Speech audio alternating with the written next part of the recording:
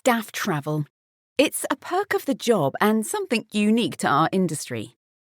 Depending on who you work for, your package might involve free flights, or ones where all you pay are the airport taxes. It might include access to lounges and minuscule fares on other airlines, net prices on hotels, or even cut-price tickets on trains and ferries. It's a perky perk indeed, but it does come with one catch. You're only going if there is space. If there isn't a seat for you, you aren't going anywhere. And for some, that just isn't a gamble worth taking. But for most of us, we take that into account. And after we've triple-checked the loads to make sure there is a spare seat, we turn up at the check-in desk, lean in close, and whisper out of the corner of our mouth, "I'm on standby," like it's a state secret that you can't let the real passengers hear.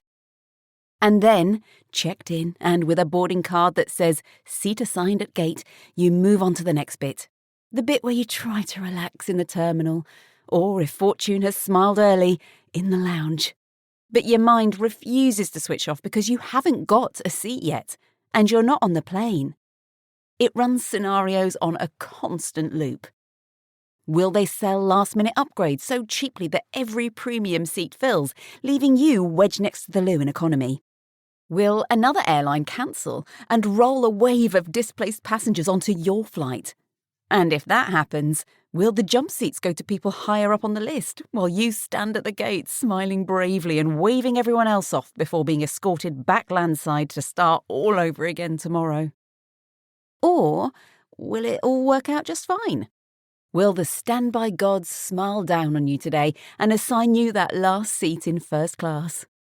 In which case, you will swagger on like Jackie Kennedy, pluck a glass of champagne from the flight attendant's tray, and you will own it.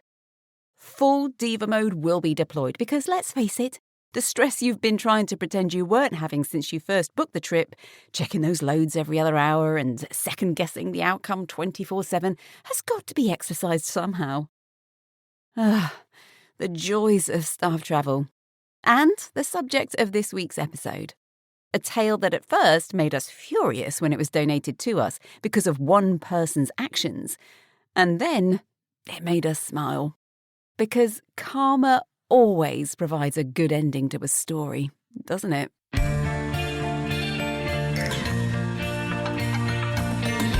Doors to armed and cross-check.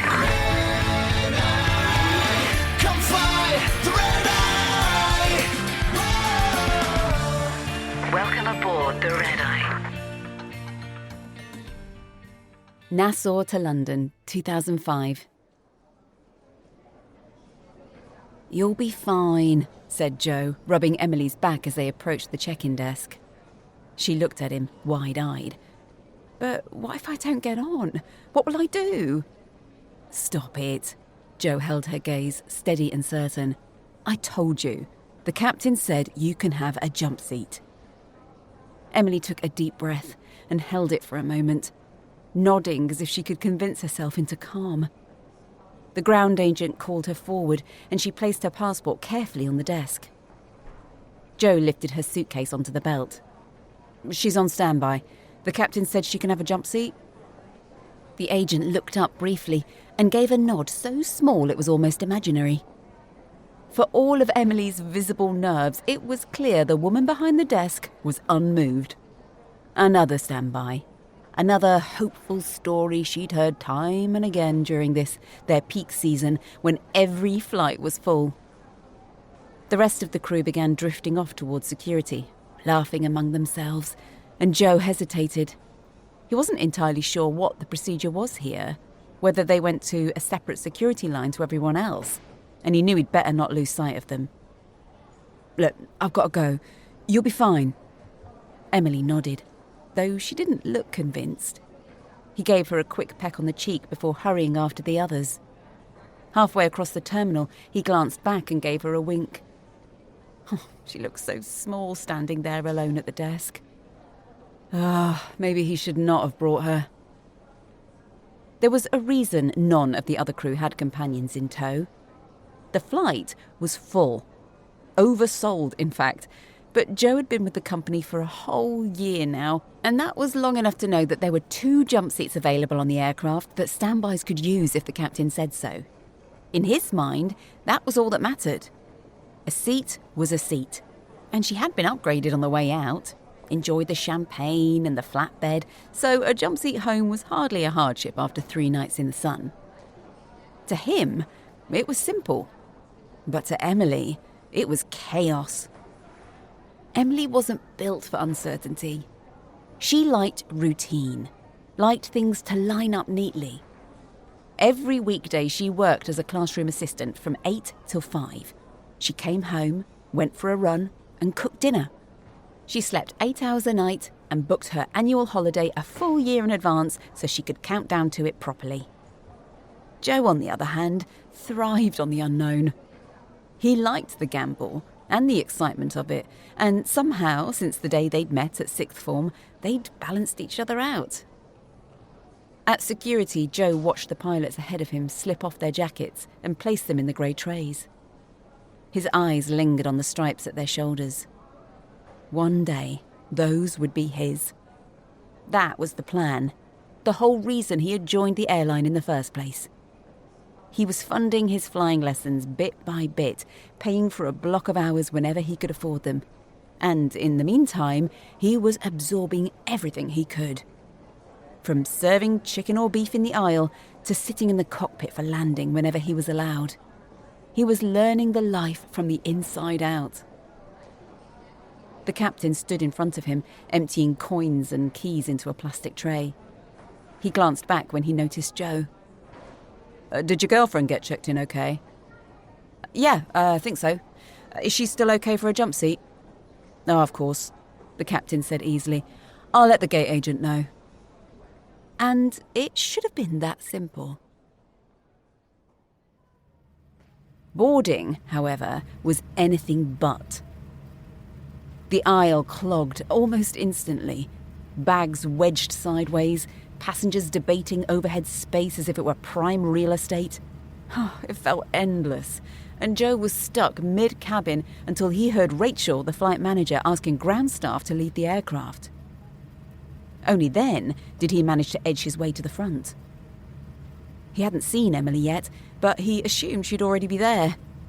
Perched neatly on the jump seat, being shown how to fasten the harness, and smiling politely as she listened to the safety brief. But when he reached the door, she was nowhere in sight. Instead, the ground agent stood there with 2 casually dressed men at her side, one older than the other. Father and son, perhaps. These 2 are for the jump seats, the agent said, gesturing for them to board. Rachel stepped back to let them pass and looked at the girls next to her. Can you show these gentlemen their seats and do a brief? Certainly, one of them replied brightly. Follow me. She must have caught the look on Joe's face as she turned, because until that exact moment, it was painfully clear that no one had thought about Emily. Did Emily get a seat? She asked quietly. I'm not sure, Joe said, already moving toward the door. Excuse me, did my companion get a seat? The agent looked at him without expression. Sorry, no staff got on, just the 2 jump seats. She'll have to try tomorrow. She said sorry, but her face didn't change. There was no flicker of regret. It was obvious from her face that, in her mind, her job was done. Joe felt the sensation drain from his legs. But the captain said she could have the jump seat.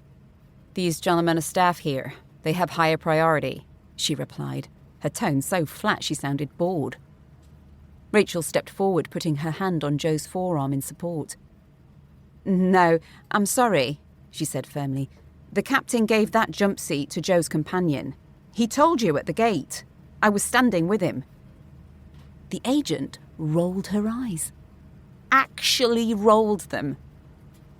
Well, I'm not sure what happened. It must have been an oversight. But it's too late to do anything now. She'll have to try tomorrow.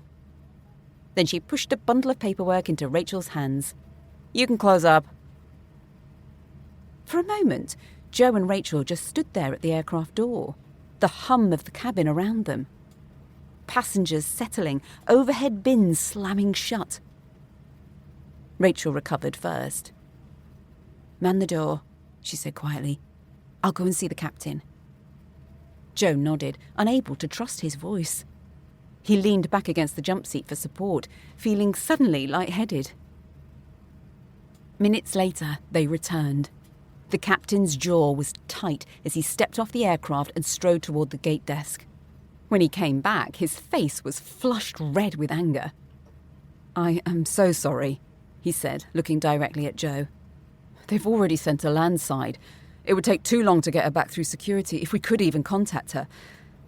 There's nothing I can do. I am so sorry." And that was that. Emily wasn't getting on.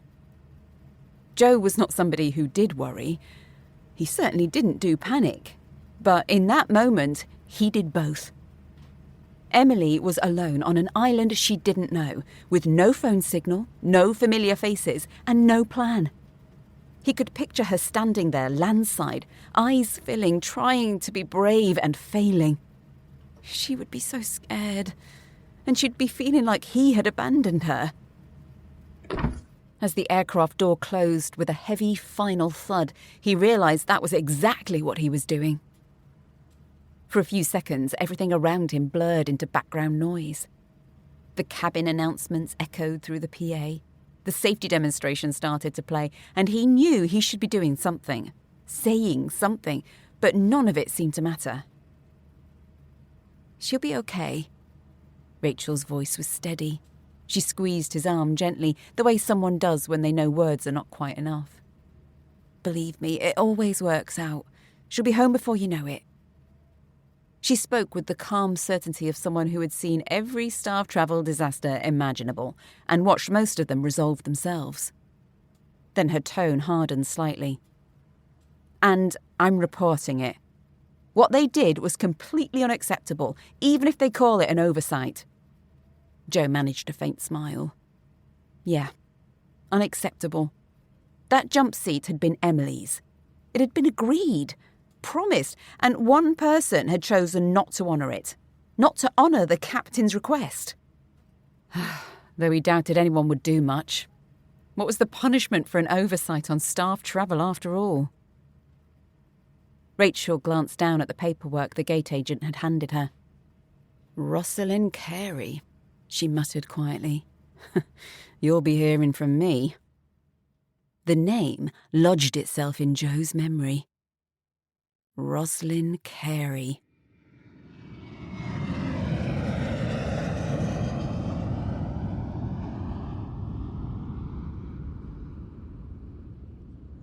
Joe kept himself busy as the plane made its way through the night to home. As he finished the first service, he found himself at the 2 doors, where the 2 staff travellers had been placed for the flight. They were pleasant enough. Friendly, even. Joe even found himself chatting to them as he worked nearby. "So, you were lucky to get on?" he said casually. The older man grinned. "Yes, we were." "Oh, you work at the airport, I hear?" "No," the man replied. Joe looked up. He was 100% certain that that was what they had been told. "I just have some friends here." He pushed further, trying to understand. "Oh, right, yeah. Who would that be?" "The ground staff manager. Rosalind, you know her?" Joe shook his head, afraid of what he might say if he spoke. The man continued. "Oh, I don't like this standby business, but I have family in London and we always get on, don't we, son?" The younger man glanced up from his game and nodded. Joe tried to keep his face neutral, despite the anger he could feel rising. Well, anyway, I better crack on," he said, suddenly devoid of all small talk. It was so clear in that moment that she had done this deliberately. It hadn't been an oversight. She had deliberately put her friends on over his Emily.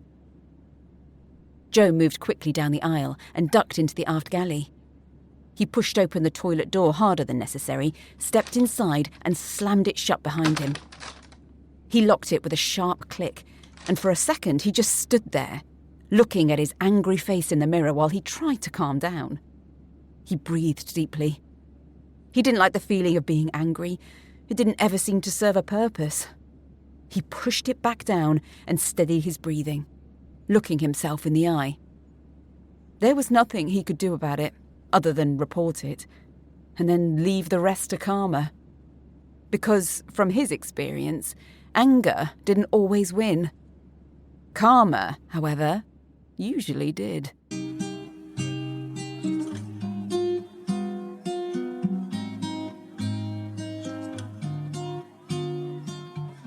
10 years later, London to Rome. Captain Joe Henderson paused at the gate desk and offered the agents an easy smile. "Morning, Captain," the young gate agent said, handing him the paperwork. "Full flight today. How do you feel about jump seats?" He raised an eyebrow. "Depends who they are," he replied with a lopsided grin. "Outstation staff." Sure," he said lightly. "Why not?" He tipped an imaginary hat and led his crew down the jet bridge. It was a 4-sector day. Rome and back, and then up to Edinburgh, and then home again. Long, busy, the kind of roster that tested your stamina. But he never forgot how badly he'd wanted this life. Every sector, every engine start, every takeoff roll still carried a flick of quiet pride. A few more years building hours, and he'd move back to long haul, back to the layovers he still missed from his cabin crew days. It was a long game, but he was happy to play it. They were soon ready, fueled up, paperwork signed, and passengers beginning to settle. Joe stepped out of the flight deck and into the galley. There was an old joke that pilots didn't know how to make their own coffee, or even where it was kept, and Joe had always taken quiet satisfaction in disproving that. He reached for a cup, spooned in the granules, and smiled to himself as he poured in the hot water. Some lessons in this job stay with you. Heck, he could probably still do the safety demo and a meal service at a push, although he didn't miss either enough to offer. "Is everyone on?" Joe called across to the crew member at the boarding door. Just waiting for the jump seats," she replied. At the end of the jet bridge, just inside the gate area, 2 women were standing near to the desk. They had the look of people trying to appear relaxed while being acutely aware that everything depended on someone else saying their name. A few others sat around, the standby list of hopeful travellers. Rosalind stood tall, handbag looped neatly over her forearm, silk scarf tied around her neck. Her sister, a little shorter and softer in manner, kept looking at her, but saying nothing. "I told you, we'll be fine," Rosalind was saying, smoothing an invisible crease from her blouse. "We're top of the list." She'd worked at the airline for almost 2 decades, and there was rarely anyone above her. Her sister gave a tight smile. "I just hate this part. I don't know how you do it all the time." "It always works out," Rosalind replied lightly. "And besides, we've come all this way. We're not missing that wedding." The gate agent picked up the phone, then looked up as she spoke over the PA. "Rosalind Carey?" Both women snapped to attention. "That's us," Rosalind said quickly, already stepping forward, confidence fully restored. The agent gave a polite nod and handed them 2 boarding passes. "You have the jump seats." The relief was instant, and Rosalind's sister grabbed her arm and squeezed it. "See?" Rosalind whispered triumphantly. "Told you." They walked down the jet bridge side by side, chatting again, lighter now. "I can't believe we actually made it," her sister said. "Imagine explaining to everyone that we missed it because of standby." "We didn't," Rosalind replied with a grin. "We never do." Their voices echoed ahead of them as they approached the aircraft door, where Joe stood waiting, coffee in hand. He watched them come closer. He recognized their expressions, the mixture of gratitude and quiet self-congratulation. He'd worn it himself countless times, especially since he and Emily had moved to the south of France with the kids and he'd taken up commuting from there to work. They reached the door, smiling. "Welcome on board, ladies," Joe said warmly, extending his hand. "I'm Joe." "Rosalind," she replied, taking it confidently. And in that split second, as their hands met, the past came back to him. Joe saw a different Gate, a younger version of himself and of her. The door closing. For a heartbeat, he almost doubted himself. Time changes faces, but then she tilted her head slightly as she spoke to her sister, and something about the gesture locked it in. "Have we met before?" he asked carefully. She shook her head, still smiling. "I don't think so. I'm based in Nassau. My sister and I are heading to a wedding in Italy." Nassau. The final piece slid into place. Her sister, oblivious, stepped forward eagerly. "Oh, we're so grateful to get on. We weren't sure it would work."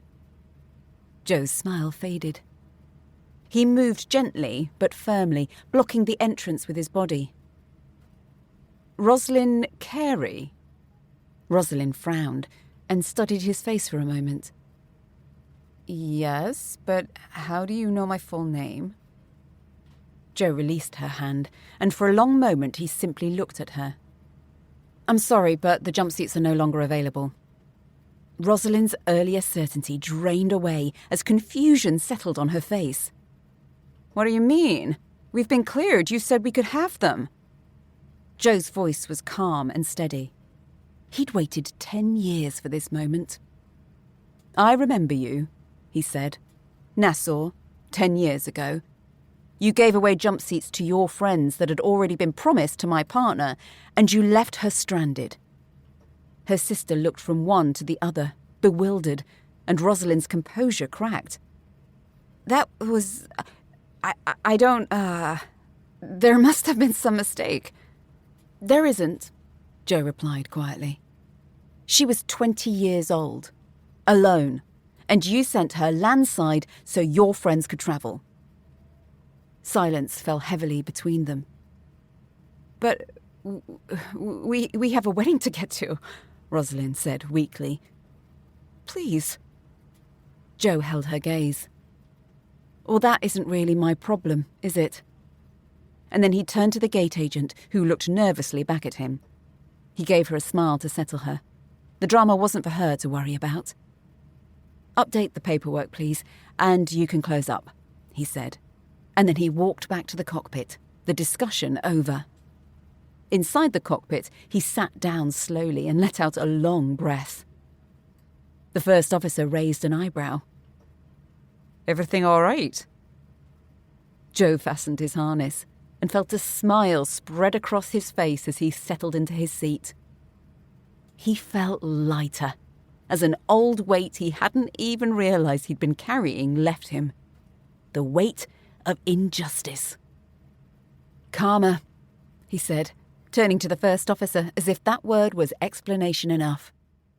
"Sometimes it just takes a while to land." The Red Eye podcast is written by Kaylie Kay, narrated and produced by me, Ali Murphy. These stories are based on true events, but certain details, characters, and timelines have been altered to protect the innocent. Visit our website, theredeyepod.com, to subscribe to our newsletter and to find out details on how you can contribute your story for us to turn into an episode. If you enjoyed listening to our stories, please like, subscribe, and review. Thank you. Thank you for listening to the Red Eye podcast. You guys are why we do this. We love the stories that you have, and we love telling you the stories that people share with us. To help us reach more people and get the podcast really out there, we would really appreciate it if you left a review. It just helps our podcast be a little bit more visible. Thank you.